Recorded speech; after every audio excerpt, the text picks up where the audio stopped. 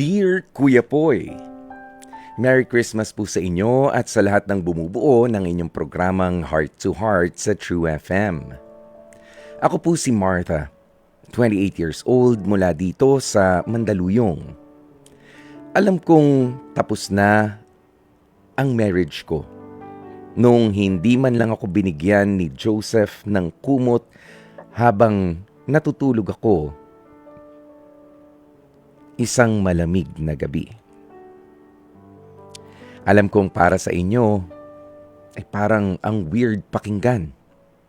Pero iyon po kasi ang naging last straw. Kung iyon nga ang tamang term doon. Marami na po kasing mga red flags bago pa dumating ang pangyayaring yun. Kuya Poy, mula nang kami ay ikinasal, marami ng mga paulit-ulit na cheating. Marami ng mga awayan. Marami na ring insidente ng kawalan ng respeto. Pero pinili ko pa ring maniwala na maaayos naming mag-asawa ang lahat, gaya ng isang normal na mag-asawa sa relasyon. Hanggang sa parang naipon na lang talaga ang lahat. Don't get me wrong, mahal ko po si Joseph.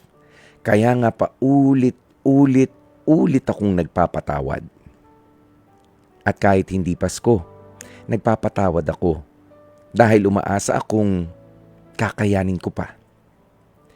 Pero parang binuhusan na talaga ako ng malamig na tubig nang ma-realize ko na hindi niya talaga ako mahal at hindi niya ako gustong alagaan. Mahal niya lang ang ideya na may taong nag-aasikaso ng lahat ng mga pangangailangan niya.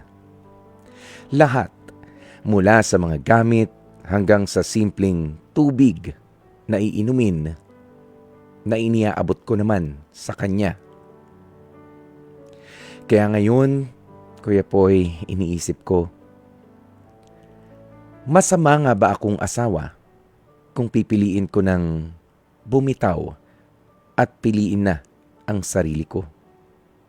Ubus na po kasi talaga ako. Kapapatawad sa mga panloloko niya. Kakatiis sa maraming mga ipinagagawa niya. Dahil parang alipin na ang tingin niya sa akin at hindi isang asawa na mamahalin. Pagod na rin po ako na intindihin siya at unawain pa. Wala na akong maibigay na pagmamahal dahil ako man, sa tingin ko, ay parang wala na ring pagmamahal sa aking sarili kung magpapatuloy pa ako sa relasyon na meron kami. Hindi po ako galit, Kuya Poy. Hindi na rin po ako nasasaktan. Namanhid na po ako. Para na lamang talaga akong nauupos na kandila na para bang wala na talagang mitya. Hindi ko alam kung kaya pa bang pagalingin ng pahinga ang pagod na nararamdaman ko. Basta, ang alam ko lang sa ngayon ay gusto ko nang magpahinga sa paraang mahalin ko naman ang sarili ko. Masama nga po ba, Kuya Poy, kung iiwanan ko na siya? Tulungan niyo po ako sa pagsagot ng tanong na ito. Maraming salamat po sa inyong programang Heart to Heart sa True FM. At sigurado po ako na sa pamamagitan ng mga payo ninyo ay marami rin po kayong natutulungan na mga tao. Hanggang dito na lang. Lubos na gumagalang, Martha. Mga kapatid, napakinggan nga po natin ang kwentong ibinahagi nitong si Martha kung saan ay ubus na siya, pagod na raw siya sa pagtrato ng kanyang asawa. Okay, kaya ang tinatanong niya, tama lang po ba? Hindi naman po ako galit sa kanya, pero gusto ko nang ibalik yung lakas ko na para sa akin na lang at hindi na doon sa aking asawa. 'Di ba? Dahil parang inalila na nga rin daw siya, no? Yun na ang sitwasyon nilang dalawa. Well, it's a big personal decision, Martha, kung ihiwalayan mo talaga yung asawa mo.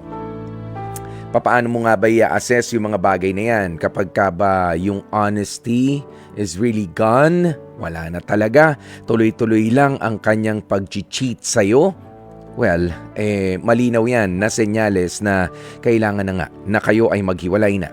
Kapag ka yung partnership is really lost, wala na, hindi na partner ang pagturing sa'yo ng iyong asawa, kundi parang alila na lamang at tagalinis dyan sa bahay, tagasilbi sa kanya, wala na yan. Dahil sigurado ko, hindi lang naman kasi yan ang mga requirement para sa isang pagmamahalan para magtagal, wala na rin siyang respeto. Respect is really gone. Okay? Yan yung masakit.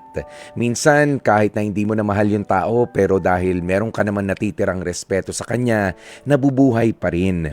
Yung pagmamahal at kumbaga ay parang nare-resuscitate. 'Di ba? Nabibigyan pa ng panibagong tsansa. Ngayon, kung hihiwalayan mo na ba, wag naman sigurong agad-agad. Dahil kapag ganito, pagod yung ating nararamdaman, yes, kailangan natin ng pahinga, pero yes, kailangan din natin ng matindi-tinding counseling dahil tayo ay napakasal dito sa taong ito. Doon mo siya hilahin, Martha. Magpa-counsel kayo sa simbahan. Pwede rin naman sa isang psychiatrist kaya. 'Di ba? Counseling. Kayong dalawa ay mag-usap. Dahil baka may mga bagay na hindi lang rin siya pala masabi sa'yo o nagagawa. 'Di ba? Mabigyan ng linaw before you come up with a decision na kayo ay maghihiwalay na. 'Di ba? At kung kailangan nga ba talaga yung hiwalayan na yan or meron naman palang mga kayang baguhin pa sa inyong pagtrato sa isa't isa. 'Di ba? Magpa-counsel kayo ng matindi. At ngayon, kung pati yon ay hindi na interesado at hindi na nirespeto ng partner mo, well, ikaw na nga talaga ang kailangan na magdesisyon kung saan ka pupunta. Basta, ayusin nyo lamang ang mga bagay-bagay at iharap mo sa kanya ang mga pwedeng mangyari, ang mga consequences ng inyong hiwalayan na hindi na talaga ikaw yung tao na dating isang sutsut niya lang, kikilos na at lalapit na at magsisilbi na at hindi na ikaw yung tao na kapag gusto niyang balikan dahil wala siyang makasama ngayong gabi ay bigla na lang mag-a-appear ulit sa kanyang harapan. Yan ang linawin mo. You stand up for yourself this time, Martha. Kung wala na talagang respeto, wala nang pagmamahal at hindi na siya tapat sa iyo. Pero of course, makatulong sa iyo ang malakas na suporta ng iyong pamilya mismo na mga nagmamahal bago ang malaking desisyon na ito sa iyong pag-aasawa. At dyan na nga po natin tatapusin ang ating Dear Kuya Poy. Mga kapatid, dito tayo sa totoo. Dito na tayo sa True FM. Mag-subscribe at mag-follow na sa social media accounts at True Network PH sa FB, Instagram, X na dating Twitter, YouTube, TikTok, and podcasts.